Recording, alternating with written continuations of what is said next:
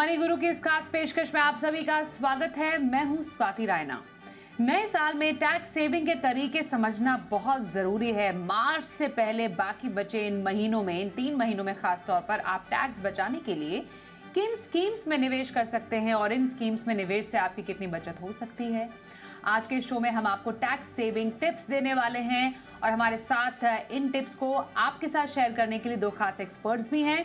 Tax expert Ruchika भगत और tax connect advisory के partner विवेक जालान। रुचिका और विवेक, बहुत स्वागत करते हैं आपका आज मनी गुरु के इस खास कार्यक्रम में। ये नए साल का टाइम तो होता ही है काफ़ी एक्साइटिंग, लेकिन शायद इस एक्साइटमेंट में लोग ये भी भूल जाते हैं कि अभी टैक्स प्लानिंग का टाइम भी है और कुछ आखिरी के कुछ महीने हैं जब आपको इसका सदुपयोग करना है, ज़्यादा से ज़्यादा इस्तेमाल करके अपने इस टैक्स की लायबिलिटी को कम से कम करना है। तो ये जो टैक्स की बचत की तैयारी का जो टाइम है रुचिका, ये जो आखिरी के कुछ महीने होते हैं जब हम नए साल की तैयारी तो कर ही रहे होते हैं, बिजी इतने ज़्यादा हो जाते हैं कि टैक्स प्लानिंग के लिए शायद वक्त नहीं मिल पाता। क्या किन बातों का भी इन आखिरी कुछ फाइनेंशियल ईयर के आखिरी 3 महीनों का ख्याल रखना चाहिए, किन बातों का? देखिए स्वाति, मैं हमेशा कहती हूँ कि planning is always for future. तो आपका जब साल शुरू होता है प्लानिंग तो तभी शुरू हो जाती है, but better late than never. अभी भी टाइम है, 3 महीने हैं हमारे पास, तो हम अभी भी प्लान कर सकते हैं। जब हम प्लानिंग की बात करते हैं तो सबसे पहले जो हमें जरूरी चीज याद रखनी है वो है एडवांस टैक्स, क्योंकि एक एडवांस टैक्स की इंस्टॉलमेंट जो कि 15 मार्च की है अभी भी बाकी है। तो अगर इस समय तक आपके पास एक रफ आइडिया आ गया होगा इस साल की आपकी कितनी इनकम है, अगर आपने एडवांस टैक्स पे नहीं किया है तो 15 मार्च तक आप अपना एडवांस टैक्स पे कर सकते हैं और 234 बी और सी की पेनल्टी से बच सकते हैं। एक चीज इसके अलावा, इस साल अगर आपके लॉन्ग टर्म कैपिटल गेन्स हैं ज्यादा तो आपको टैक्स हार्वेस्टिंग के ऊपर ध्यान देना पड़ेगा और कुछ लॉसेस इनकर करके उस प्रॉफिट से सेट ऑफ करवाने पड़ेंगे ताकि आप साल के आखिर में ज्यादा टैक्स पे ना करें। इसी तरीके से अगर आप सैलरी क्लास हैं और आपने इन्वेस्टमेंट प्रूफ अभी नहीं दिए हैं तो आपको इन्वेस्टमेंट प्रूफ देने हैं ताकि जो आपकी लास्ट टीडीएस की इंस्टॉलमेंट है वो ज्यादा ना कटे। इन्वेस्टमेंट्स को कंसिडर करके आपकी एचआर जो है वो टीडीएस काटे, ये बहुत जरूरी है, इसको ध्यान में रखना। इसके अलावा जैसे अभी आपने कहा कि अभी समय बाकी है, तो 31 मार्च तक हम इन्वेस्ट कर सकते हैं सेविंग्स के अंदर ताकि मैं 80C की डिडक्शन ले सकूं, 80D की डिडक्शन ले सकूं और जो मुझे इन्वेस्टमेंट्स के जरिए जो डिडक्शंस मिलती है उन सब का बेनिफिट दे सकूं। तो इन सब चीजों को मुझे ध्यान में रखना है।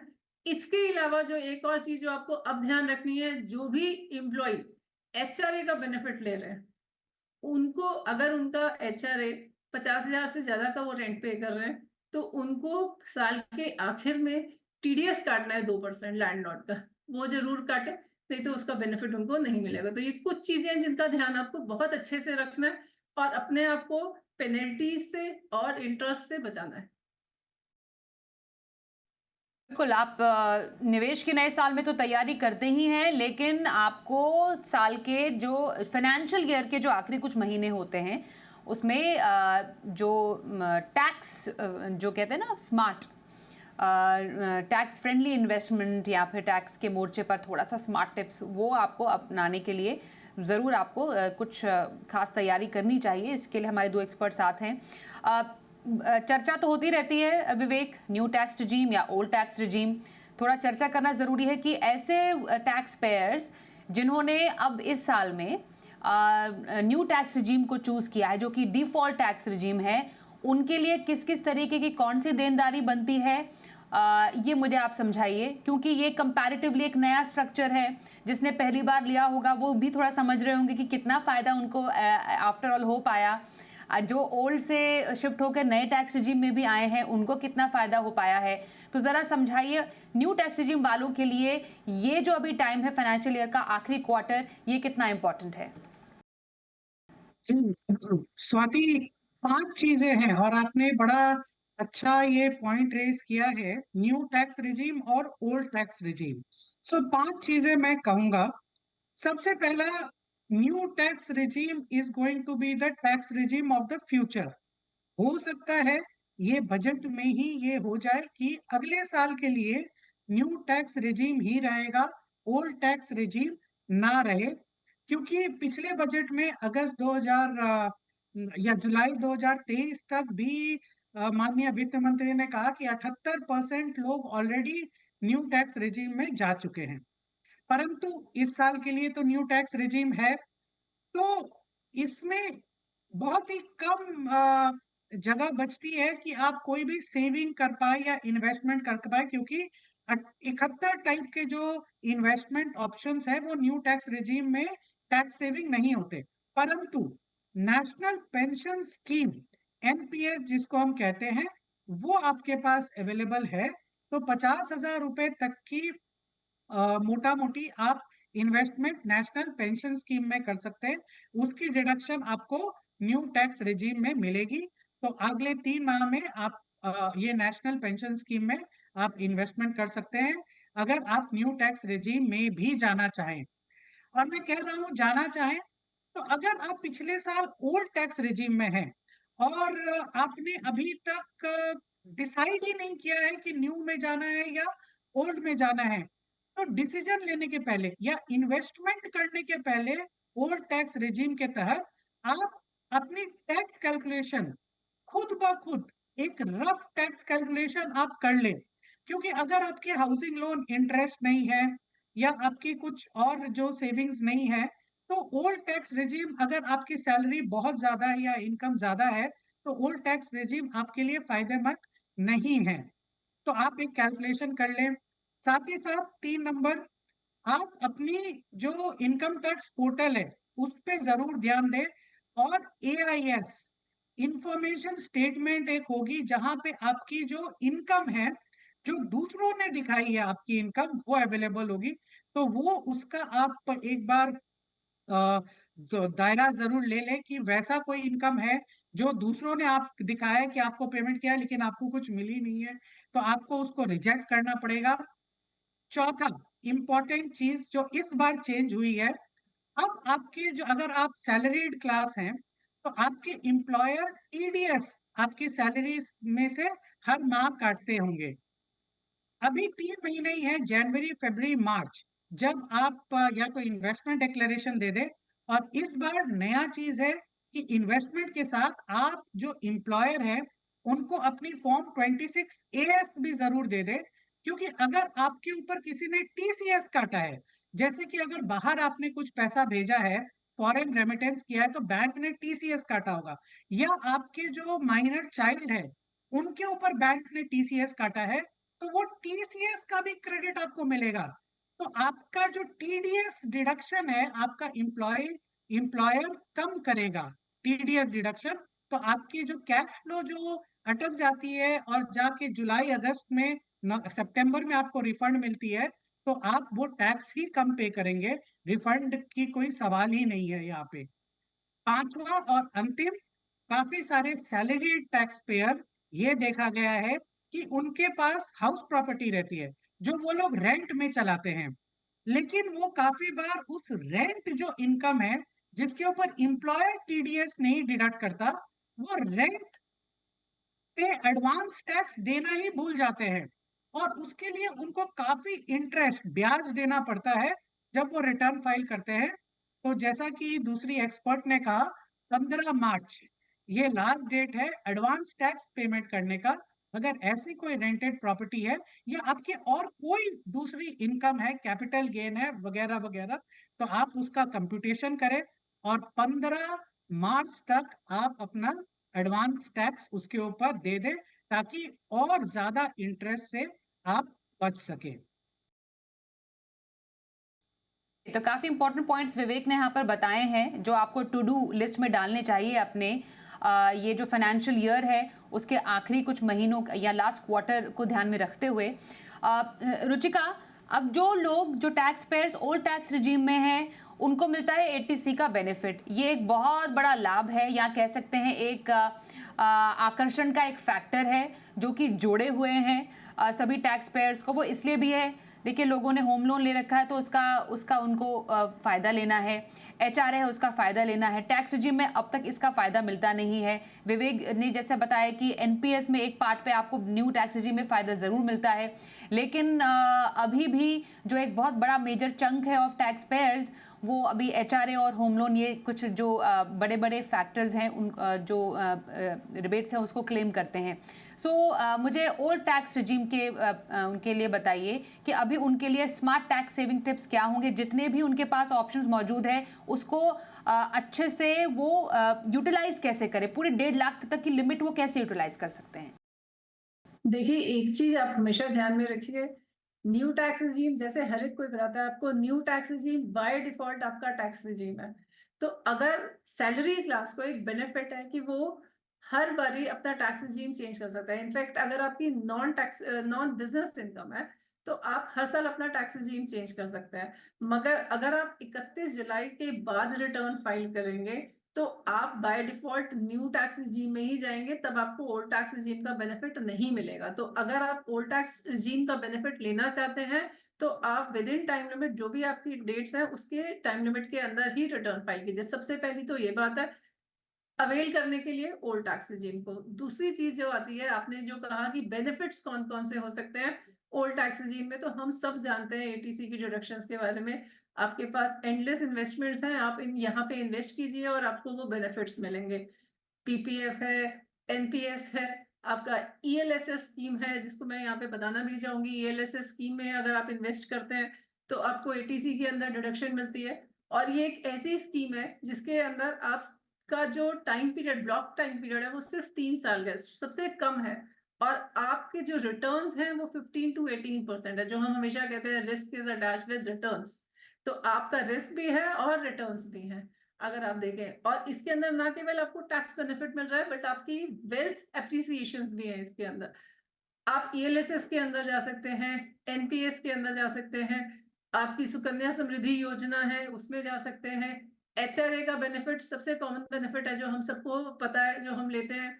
अगर आपका एम्प्लॉयर आपको एचआरए नहीं देता तो आप एटीजीजी में जा सकते हैं, जिसके अंदर आपका एम्प्लॉयर आपको एचआरए नहीं देता है मगर आप रेंट पे कर रहे हैं, आपके नाम पे, आपकी एचयूएफ के नाम पे, आपके माइनर चाइल्ड के नाम पे कोई मकान नहीं है, तो भी आपको 60,000 रुपए तक की डिडक्शन मिल जाती है। तो जब मैं एटीसी, एटीडी में मेडिकल इंश्योरेंस है, एटीई के अंदर एजुकेशन लोन है, इसके अंदर एटीटीटी है, एटीटीटीबी है, तो आपके पास इतनी सारी डिडक्शंस हैं ओल्ड टैक्स रिजीम के अंदर जिसका आप पूरा बेनिफिट उठा सकते हैं। ना केवल एटीसी बट बाकी बेनिफिट्स भी उठा सकते हैं। अलाउंसेस हैं, सेक्शन 10 की बेनिफिट्स हैं जो आपको न्यू टैक्स रिजीम में अवेलेबल नहीं है, परक्विजिट्स न्यू टैक्स रिजीम में है, अलाउंसेस सेक्शन 10 की डिडक्शंस न्यू टैक्स रिजीम में नहीं है। तो ये सारे बेनिफिट्स आप ओल्ड टैक्स रिजीम में उठा सकते हैं, प्रोवाइडेड आप अपनी रिटर्न टाइम से भरिए।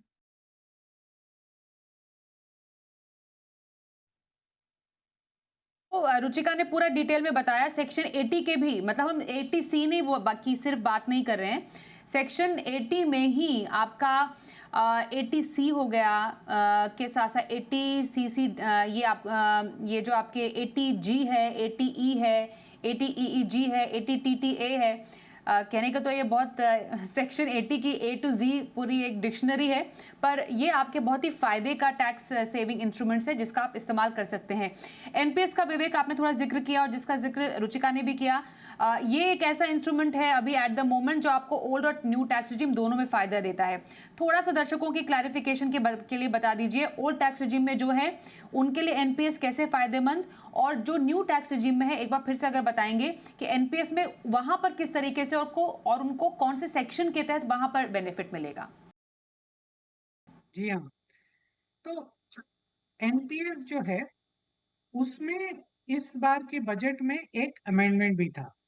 आप जो एनपीएस में इन्वेस्टमेंट करें उसका 10% आपकी जो सैलरी है, अगर हम पहले सैलरी वालों की बात करें, तो आप अगर सैलरीड एम्प्लॉय हैं तो आपकी सैलरी की 10% से 14%, इस बार जो अमेंडमेंट हुआ उसमें 14% कर दिया।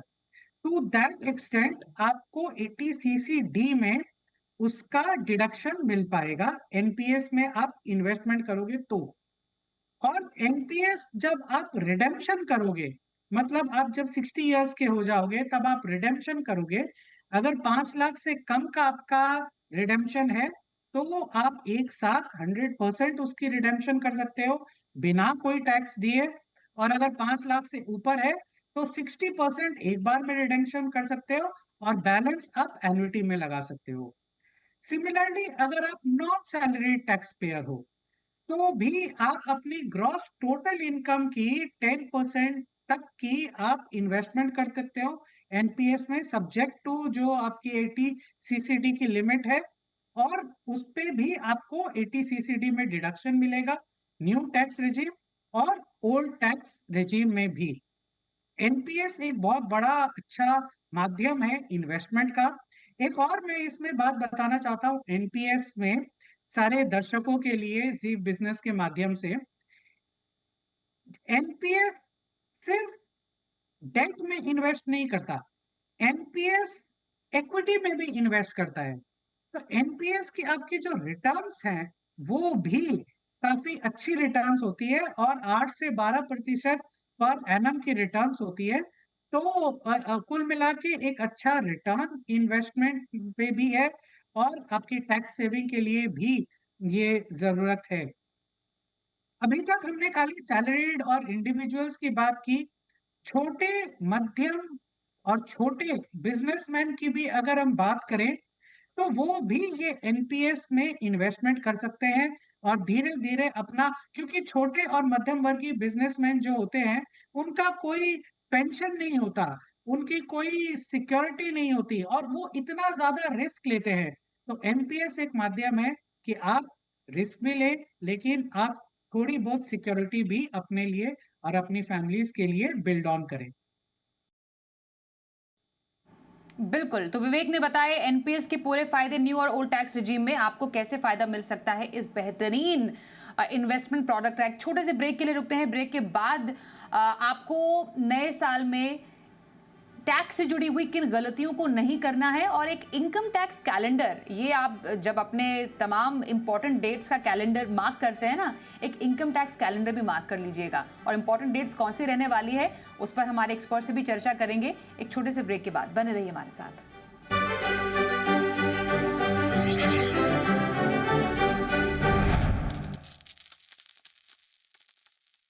नए साल के टैक्स प्लानिंग टिप्स, इस पर चल रही है खास चर्चा। हमारे साथ दो खास एक्सपर्ट्स हैं, टैक्स एक्सपर्ट रुचिका भगत और टैक्स कनेक्ट एडवाइजरी से विवेक जालान हमारे साथ हैं। रुचिका, बहुत इंपॉर्टेंट जानना ये है कि टैक्स के या तो भरते समय या फिर टैक्स सेविंग इन्वेस्टमेंट के टाइम पर कुछ गलतियां हम कर बैठते हैं, क्योंकि हमें काफ़ी ज़्यादा जटिल ये पूरा प्रोसेस लगता है। तो क्या आपको लगता है ऐसी कौन सी गलतियां हैं जो साल 2025 में नहीं करनी चाहिए? देखिए, कुछ ऐसे एरर्स हैं जो बड़े फ्रीक्वेंटली हर साल होते हैं, जो मैं डिस्कस करना चाहती हूँ जी टीवी के माध्यम से। सबसे पहली चीज तो अगर आप देखें, हमेशा हमें ध्यान में रखना है हमारा जो 26 एएस है, जो एआईएस है, और जो हम रिटर्न फाइल कर रहे हैं, इन तीनों के अंदर एक हार्मनी होनी चाहिए। तीनों के अंदर जो इनकम डिस्क्लोज है, जो मेरे 26 एएस में आ रही है, एआईएस में आ रही है, वो मैं रिटर्न में फाइल करूं, क्योंकि हमेशा जब भी डिस्क्रिपेंसी होती है इनके बीच में, आपको इनकम टैक्स का नोटिस आता ही आता है। तो आप दोनों को लीजिए, अपडेटेड 26 एएस लीजिए, और फिर उसके अकॉर्डिंगली अपनी रिटर्न फाइल कीजिए। काफी बार ऐसा होता है साल के आखिर में जब आपके पास एसएससी आता है रिटर्न फाइल करने के लिए, आप उसका 26 एएस देखते हैं और आप उसको बोलते हैं आपके तो कैपिटल गेन्स है, आपके म्यूचुअल फंड थे। वो कहते हैं नहीं नहीं, हमने तो बेचा ही नहीं। तो फिर हम उनको जब दिखाते हैं 26 एएस में कि आपके कैपिटल गेन्स आ रहे हैं, तब उनको रिकॉल होता है कि हाँ जी, हमने तो कुछ ऐसी ट्रांजैक्शंस भी हुई थी। तो आप हमेशा ध्यान रखिए, ये दोनों बहुत ही इंपॉर्टेंट डॉक्यूमेंट्स हैं आपके रिटर्न फाइल करने से पहले। आप इन दोनों को चेक कीजिए, जो इनकम आ रही है उसके अकॉर्डिंगली आप रिटर्न फाइल कीजिए, सबसे पहली चीज। दूसरी चीज, जब भी आप इनकम टैक्स की रिटर्न फाइल करते हैं, आप हमेशा चेक कीजिए आप जो भी बैंक मेंशन कर रहे हैं वो बैंक ऑपरेशनल होना चाहिए, क्योंकि अगर वो बैंक ऑपरेशनल नहीं है तो आपको रिफंड टाइम से नहीं आएगा। आपने उस बैंक में जो मेल आईडी दे रखी है, उस बैंक के अंदर जो फोन नंबर दे रखा है, वही मेल आईडी और वही फोन नंबर आपके आईटीआर पे भी होना चाहिए, तभी बैंक वैलिडेट करेगा आपका। ये दो बहुत इंपॉर्टेंट फैक्टर्स हैं। जब हम इन्वेस्टमेंट्स की बात करते हैं, मैंने इन्वेस्टमेंट प्रूफ्स नहीं दिए अपने एचआर को या अपने एम्प्लॉयर को, और मेरे एम्प्लॉयर ने मेरा टीडीएस काट लिया है, तो उस केस के अंदर आप ये कर सकते हैं, जब आप रिटर्न फाइल करने के लिए जाते हैं, तो वो इन्वेस्टमेंट डिक्लेरेशंस आप तब दे सकते हैं, और अल्टीमेटली आप रिफंड क्लेम कर सकते हैं। सिमिलरली जब हम रिटर्न फाइल करने के लिए जाते हैं, एक और मेजर जो प्रॉब्लम हमेशा फेस करते हैं, अगर किसी एसएससी की डेथ हो गई है और उसका लीगल हायर जब रिटर्न फाइल करने के लिए जाता है, तो लीगल हायर को रिटर्न फाइल करने से पहले एक डिक्लेरेशन जरूर देनी है कि वो लीगल हायर है। इससे, क्योंकि जिसकी एसएससी की डेथ हो गई है उसके बैंक अगर बंद हो जाते हैं तो वो रिफंड नहीं मिल पाता है आपको। अगर आप वो डिक्लेरेशन देते हैं तो वो रिफंड लीगल हायर के अकाउंट में क्रेडिट हो जाएगा। तो बहुत छोटी छोटी सी चीजें हैं। जैसे एक और सबसे इंपॉर्टेंट चीज यहाँ पे, जो आप आईटीआर सिलेक्ट कर रहे हैं वो आईटीआर वही होनी चाहिए जिसमें आपकी रिटर्न जानी चाहिए। जैसे आपकी अगर सैलरी क्लास है 50 लाख से कम की सैलरी है, एक मकान है 1, आपके पास एक से ज्यादा मकान है, आपकी सैलरी इनकम है, आईटीआर 2 फाइल कीजिए। अगर आपके पास कैपिटल गेन्स है, हाउस प्रॉपर्टी है, अदर सोर्सेज है, सैलरी की इनकम है, आईटीआर 3 फाइल कीजिए। अगर आपकी बिजनेस इनकम भी है तो आप आईटीआर 4 फाइल करेंगे इन सब के साथ। सिमिलरली अगर आपकी प्रिजम्पटिव इनकम है तो इस तरह से आपको अपनी इनकम के अकॉर्डिंगली ही आईटीआर फाइल करनी है। ये बहुत इंपॉर्टेंट चीज है। तो ये छोटी छोटी चीजें मगर बहुत इंपॉर्टेंट है, आपको ध्यान देने वाली है, ताकि जब भी आप रिटर्न फाइल करें आपको पूरा एडवांटेज मिले। कई बार ऐसा भी होता है, आपको लगता है कि मेरी तो इस साल टैक्सेबल इनकम ही नहीं है, मुझे रिटर्न फाइल करने की जरूरत नहीं है, बट आपके लॉसेस कैरी फॉरवर्ड नहीं होंगे अगर आप रिटर्न फाइल नहीं करेंगे। तो आपको इस चीज को ध्यान देना है। एक मैंने आपको बताया, क्योंकि ओल्ड टैक्स रिजीम में टैक्स बेनिफिट्स ज्यादा हैं, आप कहते हैं मुझे ओल्ड टैक्स रिजीम ही ऑप्ट करना है, तो उस केस के अंदर आप रिटर्न टाइम से फाइल कीजिए। अगर आप लेट फाइल करेंगे तो हमेशा आप न्यू टैक्स रिजीम में ही जाएंगे। तो ये सब चीजों का आप ध्यान रखिए रिटर्न फाइल करने से पहले, और बिना किसी इंटरेस्ट, पेनल्टी या प्रोसिक्यूशन के नोटिस आए हुए आराम से आप निश्चिंत हो जाएंगे रिटर्न फाइल करके। बिल्कुल, तो गलतियां नहीं कीजिए नए साल में। और आखिरी सवाल विवेक आपसे होगा, एक इनकम टैक्स कैलेंडर अगर मैं आपसे समझूं 2025 के लिए कि किन इंपॉर्टेंट डेट्स को सबको अपने कैलेंडर में मार्क कर लेना चाहिए, तो वो इंपॉर्टेंट मेन जो ब्रॉड डेट्स हैं वो क्या कौन सी रहेंगी? जी स्वाति, उसके पहले मैं 5-6 डेट्स बताऊंगा, लेकिन उसके पहले अभी एक डेट आने वाला है 31 दिसंबर 2024। वो लास्ट डेट है। अगर आपने 23-24 की जो रिटर्न फाइल की है फाइनेंशियल ईयर की, अगर उसमें कोई आपने गलती की है तो ये लास्ट डेट है रिवाइज टैक्स रिटर्न फाइल करने की और अपनी सारी गलतियों को ठीक करने की। अभी जो सह एक्सपर्ट हैं उन्होंने कहा कि आप अपनी इनकम टैक्स रिटर्न ठीक से चूज कीजिए।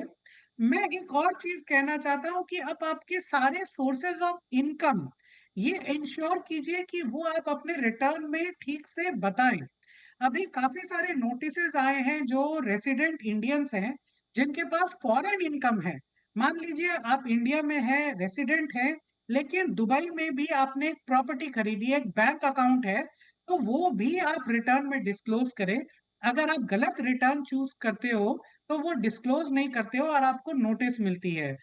तो अगर आपको ऐसी भी कोई नोटिस आई है तो 31 दिसंबर 2024 ये लास्ट डेट है कि आप अपनी 23-24 की बिल्कुल। रिटर्न रिवाइज करके फाइनल करें। ओके विवेक मुझे माफी दीजिएगा आप कि मैं ये तमाम जो डेट्स है दिखा भी रहा हूं, क्योंकि आपने 31 दिसंबर का जिक्र किया। ये बिल्कुल इमीडिएट 2024 की एक इंपॉर्टेंट डेट है जिसको आपको ध्यान में रखने की जरूरत है, और बाकी डेट्स आपके पास स्क्रीन पर है। समय के अभाव की वजह से हम पूरे डिटेल में इस पर चर्चा नहीं कर पाएंगे, लेकिन विवेक ने आपको बताया कि कौन से इंपॉर्टेंट डेट्स है जिसको आपको ध्यान में रखने की जरूरत है। तो नए साल की स्मार्ट टैक्स प्लानिंग के टिप्स हमने अपने दोनों एक्सपर्ट से जाने। तो इसी के साथ मनी गुरु के आज के इस खास कार्यक्रम में बस इतना ही। वक्त एक छोटे से ब्रेक का हो गया है। आप बने रहिए हमारे साथ, देखते रहिए जी बिजनेस।